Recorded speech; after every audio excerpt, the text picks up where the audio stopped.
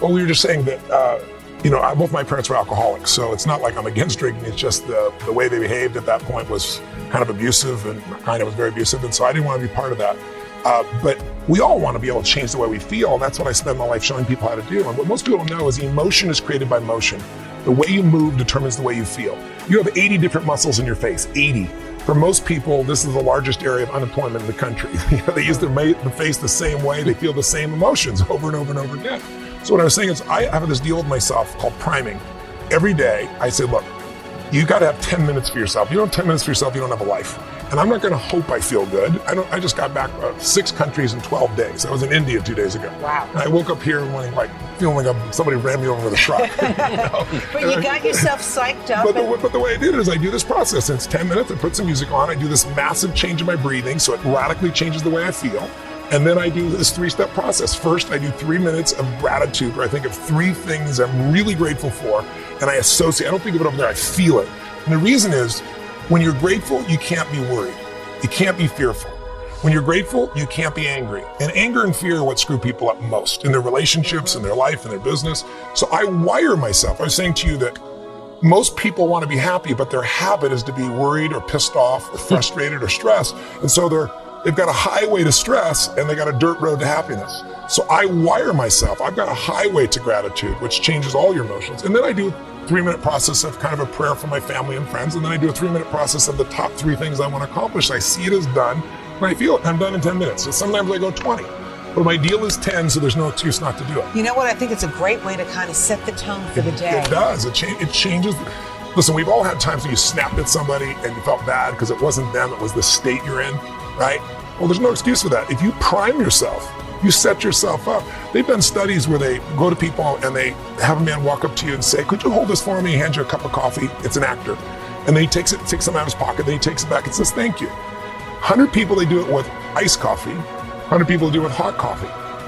45 minutes later, another actor comes by and says, listen, we're doing this little test for $5. Would you read this 3 paragraphs and answer 3 questions? Most people say yes. It's a little story. The questions are about the character. What's the character like? 80% of the people that got iced coffee say the person is cold and mean. Wow. 81% of the people that got hot coffee say the person is warm and gentle or nice.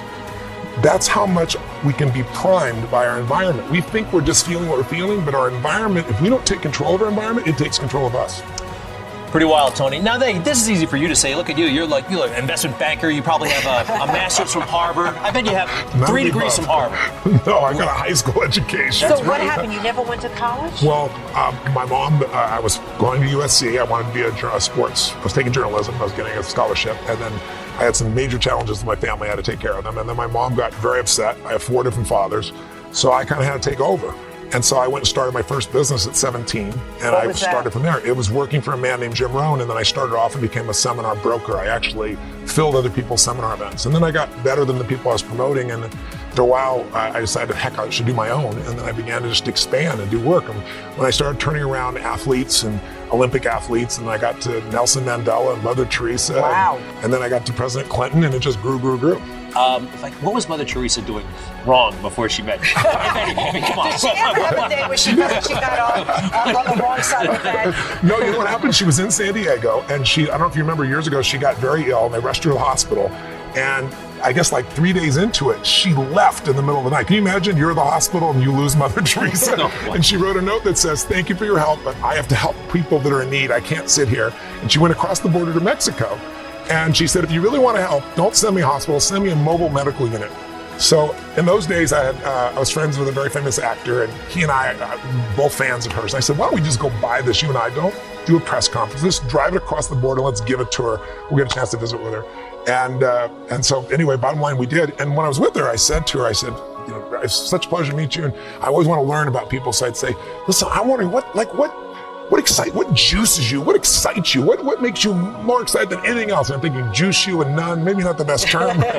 And she looked and she said something I'll never forget. She said, Tony, she said, what excites me most is see a person die with a smile on their face. Wow. I was like, wow, not number 1 on my list, but I'm impressed. She's an amazing woman. So Tony, one of the critics actually that I once met said, yeah, Tony's techniques, they were great for about 1.5 years and then they wore off. What do you say to that, folks? If you who say, it's real simple. If you don't work out, you don't get a muscle, right? So I always tell people there's a daily practice like priming. If you don't do that, if you get up and you just have no discipline whatsoever, you get no value of anything. And diets don't work when you don't do them. Exercise doesn't work when you don't do them. But most of the people have some experiences that they want to shift. And once you shift those things, your whole life changes. But life is constant growth. My life isn't here because I went to one seminar one time and now my life is fit for life. I work out, I train my mind, I train my body, and it becomes a lifestyle. It's not just like you're depending upon somebody else. I'm not here to become somebody's guru. I'm not here to give them a gift. I'm here for them to open up their own gifts. And that's really what my work has been. So, okay, I know you priming yourself every day. Does it, every now and then, do you get hit by depression? Are you upset, anxious? I get frustrated, I get angry, I get all those things. I just don't stay there. I mean, I used to be there for a month or two. I used to live in depression. I was 38 pounds heavier than I am now. I lost everything. I moved into a little 400 square foot bachelor apartment in Venice, California, feeling sorry for myself. But I got so near the end where you think life has no meaning, it scared the hell out of me, and I developed tools, and I've never gone back there. I mean, have I gotten pissed or angry? Of course. People all think, you're not happy all the time, are you? No, I'm not happy all the time. But I'm happy the vast majority of the time because I'm doing what I love, with who I love, and there's a meaning in what I do. When you have those three things, life is pretty magnificent. One thing I was very surprised to hear, and I thought it was delightful, but you had a lot to say about nutrition at the seminar that I attended. Yes. And a lot of folks don't associate that with you. Yes. What do you eat? Well, I'm no longer a vegan. I was a vegan for about 15, 18 years. So I eat fish and I eat vegetables, but I'm on a boring diet. Now my wife, when I first met her, she liked wheatgrass and she was a phlebotomist, a nutritionist. And I thought this is going to be the greatest thing in the world. I went to lunch with her. And afterwards, we had this great clean meal and she had a hot fudge sundae. I said, what the hell are you doing? She was living, you jerk. So she loosened me up. She has this zigzag. We zig and then she zags and has that. And so I'm much more balanced than I was. But I'm still, I'm stronger than I've been when I can lift at 55 years old than when I was 27, right? I can run faster, I feel stronger. There are limits to what you can do as you age, but thus far I haven't hit that limit yet. My event, did you know, I go on stage, I do 18 to 20 miles on the first day, and I do 26 miles. I'm on from 8 in the morning to 1 a.m. with a 1 hour break, and people can vote with their feet. Oprah says to me, Tony, she's, I love you, but I can't sit anywhere for 2 hours. And then she's standing on a couch at the end on camera. Like, this is one of the greatest experiences of my life. Usher, same thing. He goes, Tony, I can't go anywhere for a day. And 4 days later, it's like, oh, incredible. What do you do? You have people doing calisthenics in your show? Or? No, what it is, I don't have people sitting still, right? It's like, remember I said emotion comes from motion? And also, a minute feels like an eternity when you don't like what you're doing. Right. When all your needs are fulfilled, time flies. So I get time to disappear for people so they can transform. And I do it because I've done it for so long. I'm doing an event in LA in a couple weeks in October 22nd, 23rd, 24th, and we have 8,000 people from, I think it's 49 countries, we're translating 5 languages, and people from every walk of life, from young kids to people older, athletes, entertainers, average people will all come and become a family and transform in ways that are just extraordinary. At the end, it feels like a mosh pit, like at a giant concert with people, and we just have a blast.